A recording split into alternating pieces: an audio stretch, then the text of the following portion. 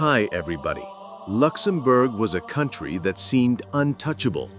With its glittering skyline of glass towers, the silent flow of global wealth through its banks, and streets lined with luxury boutiques, it was known as the wealthiest nation in the world. To outsiders, Luxembourg was a paradise of prosperity. But to many who lived there, something was missing. Church bells still rang on Sunday mornings, yet the pews were empty. The younger generation no longer found answers within the walls of cathedrals. Instead, they filled nightclubs, drowned in endless parties, and chased careers that promised money but left their hearts hollow. The country was rich in gold, yet poor in spirit. It was in this quiet emptiness that a small spark began to glow. The Muslim community in Luxembourg was tiny. Immigrants from Turkey, Morocco, and Bosnia who had arrived decades earlier. They worked as bakers, drivers, engineers, and shopkeepers. They did not try to stand out, but their calm way of life caught attention. Neighbors noticed how these families gathered every evening, how children treated their parents with respect, how husbands and wives spoke gently to each other, and how, despite living modestly, they seemed at peace. One evening, Professor Leon Dufresne, a respected philosopher at the University of Luxembourg, sat alone in his office. He stared at piles of essays written by his students, most of them filled with cynicism about life, meaning, and the future. With a sigh, he whispered to himself, "How can a nation be so full and yet so empty?" That same week, he passed by a small mosque tucked between two tall office buildings in Luxembourg City. The sound of the adhan, soft yet powerful, rose above the traffic. It was not loud, not demanding, but it touched something deep inside him. He stopped in his tracks, listening. Around him, a few passers-by paused as well. Some frowned in confusion, others looked strangely comforted. The call to prayer, unfamiliar yet mesmerizing, floated across the heart of the richest country in the world. It was just a whisper at first, a sound carried on the evening wind. But it was the kind of whisper that could awaken a nation. At first, it was only a handful of people, a few intellectuals, a few students, a few men and women tired of chasing wealth without meaning. Quietly, they began to ask questions. Quietly, they began to search. It started with conversations, late-night discussions in university dormitories, whispered questions in cafes, debates in lecture halls, and almost always the same question returned. Why do they look so content? Those Muslims, what do they know that we don't? The small mosque in Luxembourg City, once overlooked by thousands rushing to work, became a place of curiosity. Locals would stand outside, watching worshippers enter, hearing the rhythmic recitations of the Quran drifting into the street. Some of them stepped inside, hesitant, their eyes wide with a mix of suspicion and wonder. One of the first to take that step was Marie-Claire Fontaine, an economist working for the European Central Bank. Her life was flawless on paper: expensive apartment, luxury car, vacations in the Maldives. Yet her heart was restless. She often returned home after long nights of meetings, sat in her silent kitchen, and wept without knowing why. One Friday afternoon, drawn by a strange pull she couldn't explain, she walked into the mosque. The imam, an elderly man from Bosnia with kind eyes, welcomed her warmly. "You are curious," he said gently. "Come, sit. Listen." Marie-Claire listened. She listened to words in a language she did not understand, yet their rhythm pierced deeper than any philosophy book she had ever read. That night, she could not sleep. Something within her had shifted. A week later, she returned, and then again. Soon, she was no longer Marie Claire Fontaine, the untouchable banker. She stood before a small gathering, trembling but determined, as she whispered the words, "Ashhadu Allah ilaha illallah, wa ashhadu anna Muhammadan Rasulullah." Tears streamed down her face. For the first time in years, she felt whole. Her conversion was quiet, but not for long.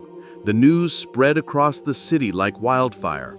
A high-ranking economist, a symbol of Luxembourg's elite, had embraced Islam. Media outlets rushed to cover the story. Headlines flashed across Europe. Luxembourg's rising curiosity, banker turns to Islam. Some laughed, some mocked, some feared, but many grew curious. Within months, hundreds followed, students, teachers, doctors, even politicians. The mosque was overflowing. Churches stood empty while the call to prayer echoed stronger every week. The first wave had begun, and nothing, no government debate, no media campaign, no public protest could stop it.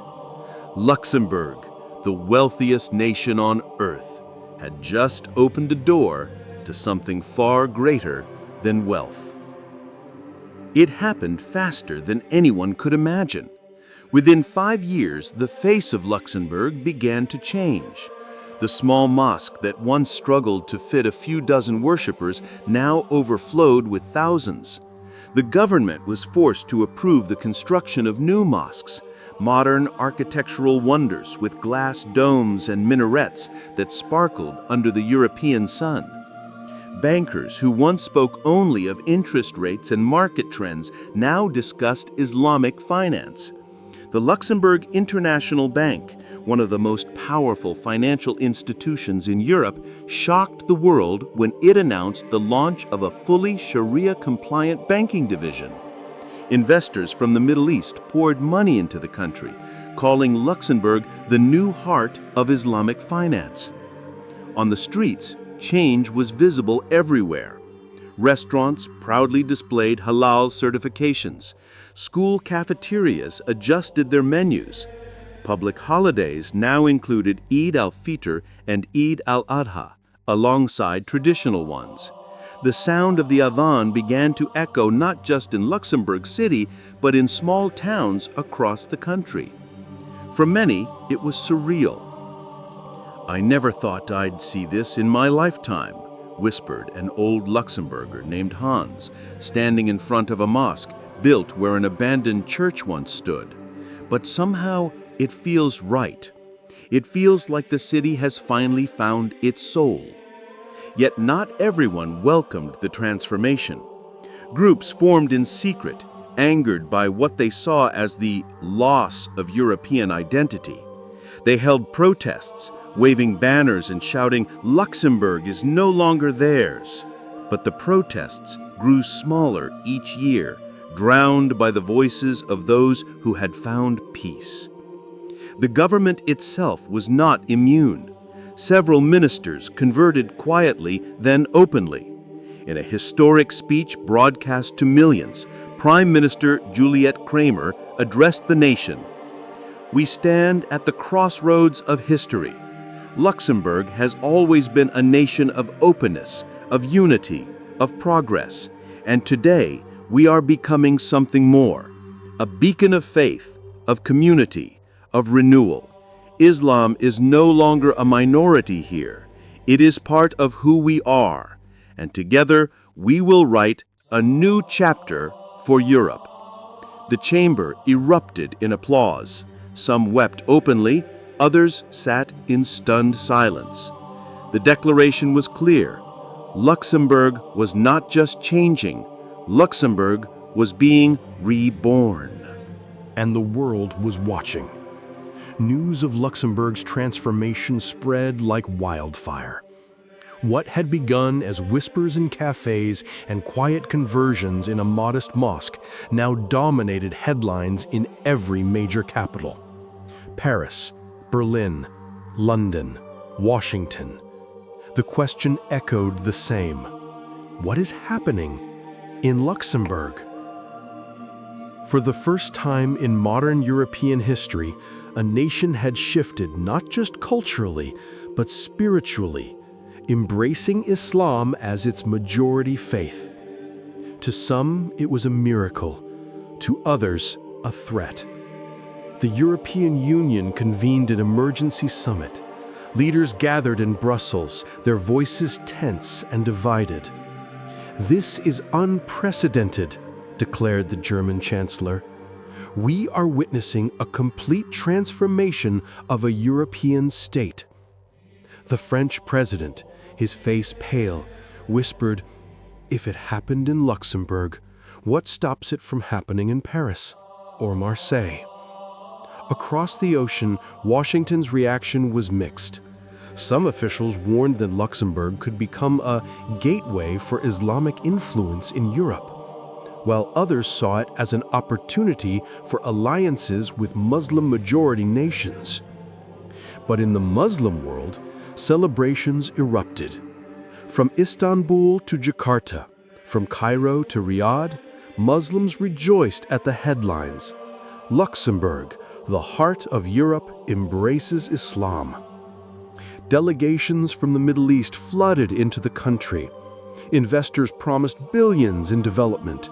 Scholars called Luxembourg a sign of divine destiny. Young Muslims across the globe shared videos of the adhan echoing in the heart of Europe, tears in their eyes. Luxembourg itself struggled to adjust to the sudden spotlight. Streets filled with journalists, analysts, and curious travelers who wanted to witness the European Medina. Hotels overflowed, flights doubled, and the once quiet nation became the center of global attention. Amid the chaos, ordinary Luxembourgers felt the weight of history pressing upon them. In the marketplace, a woman named Fatima, once Marie-Claire Fontaine, the banker, was stopped by a reporter. "Do you realize the magnitude of what you've done?" the journalist asked. She smiled softly. "I didn't do anything extraordinary. I just found the truth. The rest is happening on its own." But beneath the celebrations, shadows stirred. Intelligence agencies across Europe reported secret meetings, radical groups planning to resist Luxembourg's transformation, not with debates, but with violence. The world was watching Luxembourg with awe, but some were watching with fear and rage. The richest nation in the world had become a beacon of Islam, and in that light, old powers felt threatened. The storm had only begun.